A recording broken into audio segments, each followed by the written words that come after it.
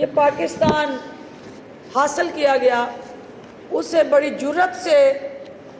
پایا تکمیل تک پہنچانے کے لیے مصروف عمل ہیں۔ قائد اعظم محمد علی جناح نے ظالم سامراج اور اس کے حمایتیوں کے خلاف جو جدوجہد کی، اس کا مقصد اپنی ذات نہیں تھا، اس کا مقصد اپنے نظریے اور وہاں بسنے والے مسلمانوں کے بنیادی حقوق کا تحفظ تھا۔ اور آج بھی عمران خان صاحب جس مشن کو آگے لے کے چل رہے ہیں وہ کوئی سیاسی مفاداتی ایجنڈا نہیں ہے، یہ پاکستان کی قومی سلامتی، پاکستان کا قومی مفاد اور پاکستان کی آنے والی نسل کا جو مقدمہ ہے اس کے وجود کا، اس کی شناخت کا، اس کے وقار کا، وہ عمران خان صاحب قائد اعظم کے سپاہی کی حیثیت سے وہ دنیا کے سامنے اس مقدمے کو پیش کر کے لڑ کے ڈٹ کے اپنا موقف منوا رہے ہیں۔ اور یہی وہ قائد اعظم کی خواہش تھی، جو قائد اعظم کی جدوجہد تھی، وہ جس پاکستان کے لیے ان کے ساتھیوں نے قربانیاں دیں، وہ پاکستان ایک ایلیٹ کلب کا پاکستان نہیں تھا، وہ پاکستان کسی مخصوص خاندانی موروثی سیاست کے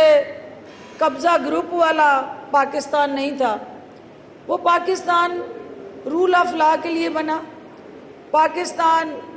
عدل و انصاف کی یکساں فراہمی کے لیے وجود میں آیا، اور پاکستان کو مساوات پہ مبنی معاشرے کی تشکیل کے لیے یہ قربانیاں دے کے جدوجہد کر کے معرض وجود میں لایا گیا۔ آج عمران خان صاحب مشکل ترین حالات میں اس خواب کی تکمیل کے لیے، تعبیر کے لیے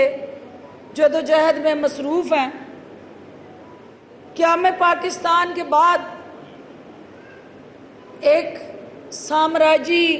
ٹولہ اور نظام جو پاکستان پہ مسلط ہو گیا، عمران خان صاحب اس سامراجی نظام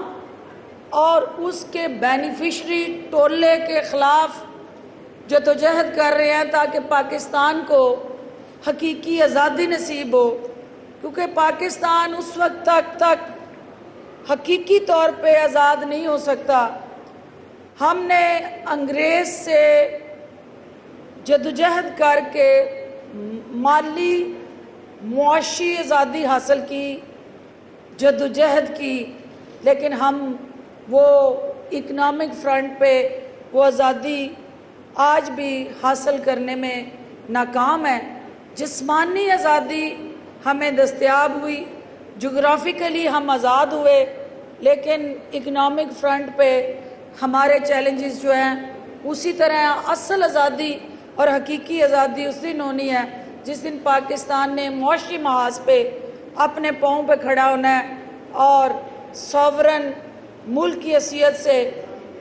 اپنی معیشت کو، جو چیلنجز ہیں، جو دیمک کی طرح